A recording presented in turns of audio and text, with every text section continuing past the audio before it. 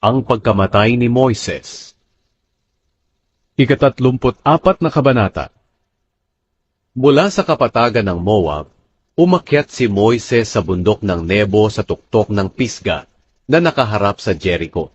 Doon ipinakita ng Panginoon ang buong lupain, mula sa Gilead hanggang sa Dan, ang buong lupain ng Naphtali, ang lupain ng Ephraim at ng Manase, ang buong lupain ng Huda, hanggang sa dagat ng Mediteraneo, ang Negev, at ang buong lupain mula sa lambak ng Jericho, ang lungsod ng mga palma, hanggang sa Zoar. Pagkatapos sinabi ng Panginoon kay Moises, "Iyan ang lupaing ipinangako ko kina Abraham, Isaac at Jacob, at sinabi kong ibibigay ko ito sa kanilang salinlahi. Ipinakita ko ito sa iyo, pero hindi ka makakapunta roon." Kaya namatay si Moises na lingkod ng Panginoon, ayon sa sinabi ng Panginoon. Inilibing siya sa Moab, sa lambak na nakaharap sa Bet-peor. Pero hanggang ngayon, ay walang nakakaalam kung saan talaga siya inilibing. Si Moises ay 120 taong gulang nang mamatay.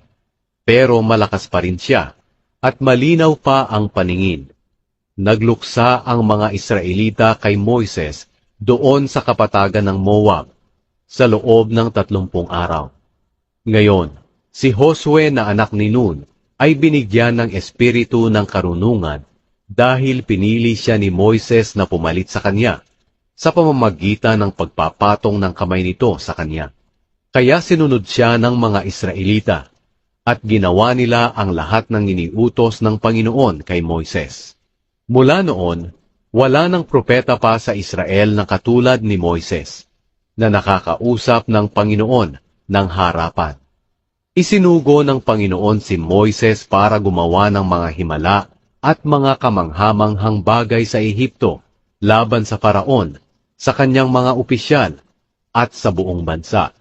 Wala nang nakagawa pa ng mga makapangyarihan at kamanghamanghang bagay na katulad na ginawa ni Moises sa harap ng lahat ng Israelita.